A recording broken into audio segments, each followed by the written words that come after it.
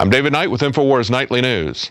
Now, at the beginning of December, it looked like those of us who oppose indefinite detention without trial were winning some victories. First, the Feinstein-Lee Amendment reportedly blocked the indefinite detention provisions of the 2013 NDAA and was unanimously passed by the Senate. And 2 days later, the Michigan State Legislature unanimously passed their own anti-NDAA bill. But now, 2 weeks later, on December the 18th, a joint Senate and House committee stripped the Feinstein Amendment from the new NDAA bill. Let's take a look at what happened in the last 2 weeks and what it means for due process and the right to trial by jury. First, we're going to look at the proposed Senate amendments by Rand Paul and by Feinstein and Lee.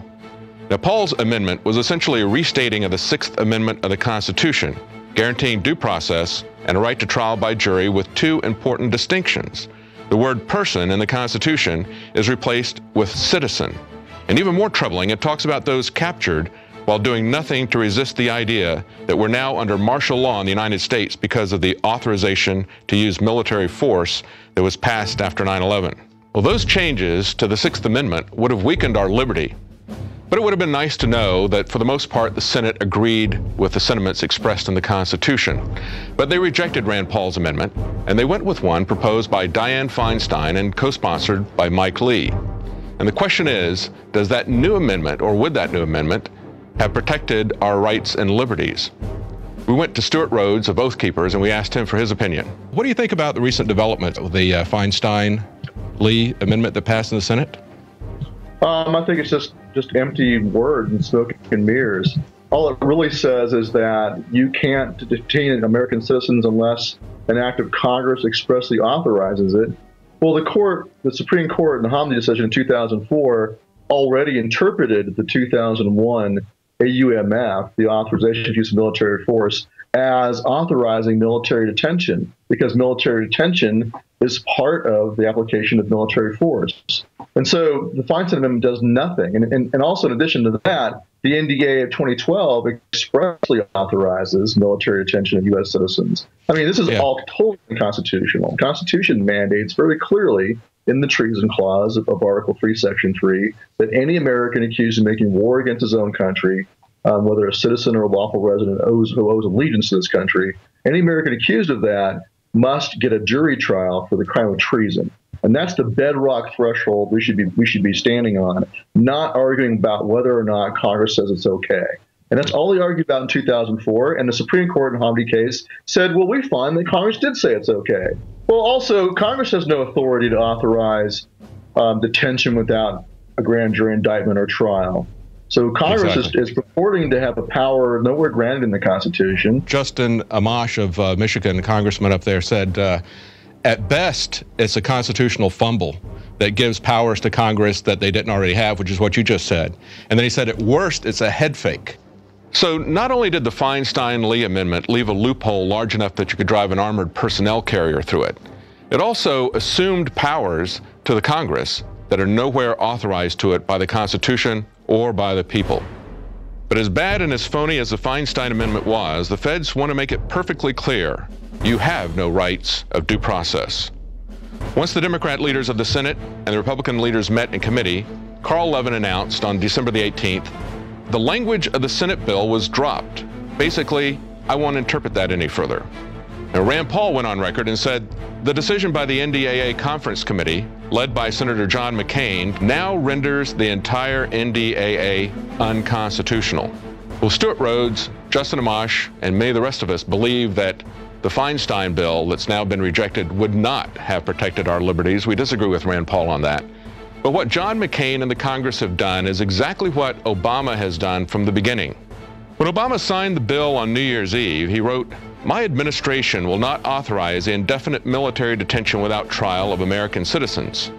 But since then, he's vigorously fought in the courts to keep that power, even getting a stay lifted. And in the same way, the Senate writes a meaningless amendment to get the mainstream media to assure people and put them back to sleep, and then throws even that out. Shut up. Your time is expired. Get a lawyer. In your face. That's right. Both parties want to tear down our time-honored legal system and put up something that looks more like the Soviet Union or the People's Republic of China. Look at the difference between a courtroom and a combatant status review tribunal room. There's no room for a jury or witness there. it's not the constitutional remedy. You're supposed to get a jury right. of your peers, and that is what the founders fought for. And this is one of the coming up arms. The American Revolution was denial of jury trial. It's a very powerful thing when you've got your jury of your peers judging not just the facts, but whether or not they agree with the law. But people in America have had that taken away from them for so long, they don't really realize what they've given up.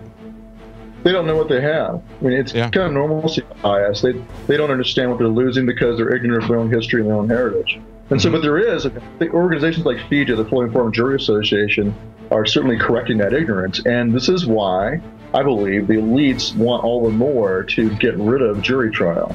And this is their most effective way to do it, is to say, well, this is not a criminal system. This is a law of war system we're now dealing with. And they just sidestep the entire Bill of Rights. The NDAA is an attempt to put the last nail in the coffin of jury trial and jury nullification. And the question is, can we stop it with state nullification? We have on the phone Representative Tom McMillan from Rochester, Michigan. Now, Representative McMillan introduced in the Michigan House a bill that passed unanimously, 107-0. In the hearing that I had on my bill, I chair the committee it went through, and Justin Amash and the ACLU were sitting next to each other, and it's got left and right, people who really care about liberty are coming together on this. Yeah. It shouldn't be a left-right issue. I mean, there shouldn't be any party that's against liberty and due process. Every legislature should be standing up for their citizens in every state, but we've got to hit this thing head on before it just keeps expanding and eventually is used. People like Representative McMillan in Michigan are fighting, as well as a bill in the Texas state legislature that's coming up next year, which would not only block indefinite detention and the military used as a police force, the Texas bill would interpose a state to protect the rights of its citizens. And for those on the left who are rightly concerned about our constitutional processes and our right to trial by jury, I would ask them, do you really want to support gun control? Do you really want to lose the Second Amendment to those who have such contempt for our basic legal freedoms? I'm David Knight with InfoWars Nightly News.